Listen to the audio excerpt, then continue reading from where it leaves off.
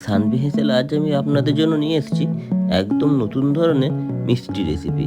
গাজর ও গোবিন্দভোগ চাল দিয়ে সুস্বাদু ক্ষীরের পায়েস। খুব সহজ উপকরণে ঘরেই বানিয়ে ফেলতে পারেন এই রেসিপিটি। চলুন শুরু করি। প্রথমে মাঝারি সাইজের 4টি গাজরকে ভালো করে জলে ধুয়ে খোসা ছাড়িয়ে নেব।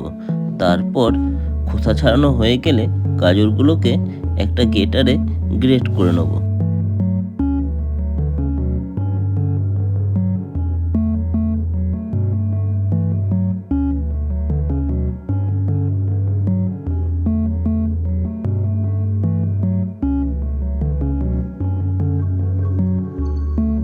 গাজরগুলো গ্রেট করা আমার হয়ে গেছে।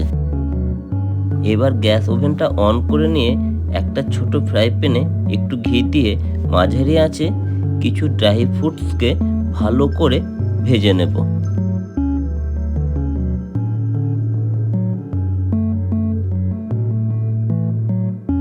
ড্রাই ফ্রুটসগুলো আমার ভাজা হয়ে গেছে। এবার একটি পাত্রে ড্রাই ফ্রুটসগুলোকে আমি তুলে নেব।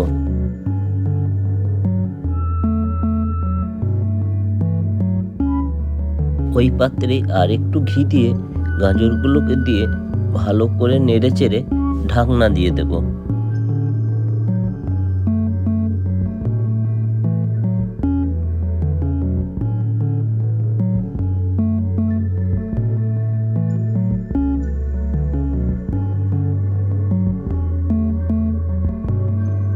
মিনিট 5 পরে ঢাকনা খুলে গাজরগুলোকে একটু নেড়ে চেড়ে আবার ঢাকনাটা দিয়ে দেবো, যাতে গাজরগুলো তলাতে ধরে না যায়।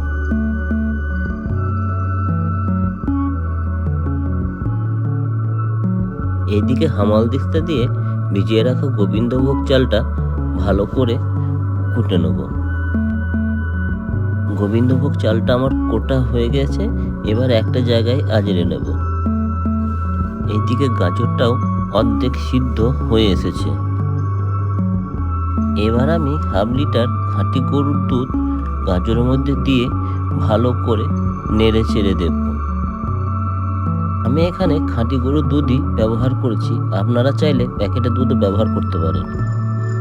এবার আমি দিয়ে দেবো একটা তেজপাতা ও 2টি গোটা এলাচ।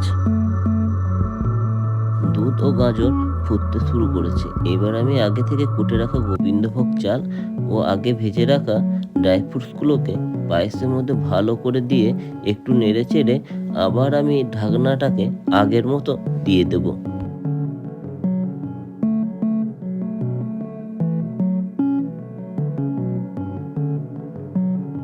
কিছুক্ষণ পর ঢাকনা খুলে পরিমাণ মতো চিনি দিয়ে দেবো ও মাঝারি আঁচে নাড়তে থাকবো, যাতে পায়েসটা তলাতে লেগে না যায়।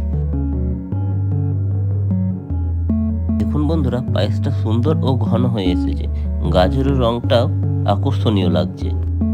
এবার একটা বাটিতে ঢেলে ভেজে রাখা বাকি ড্রাই ফ্রুটসগুলো ছড়িয়ে দেবো। আজকের ভিডিওটা কেমন লাগলো অবশ্যই কমেন্টে জানাবেন। ভিডিওটা ভালো লাগলে লাইক, শেয়ার আর চ্যানেলটা সাবস্ক্রাইব করতে ভুলবেন না।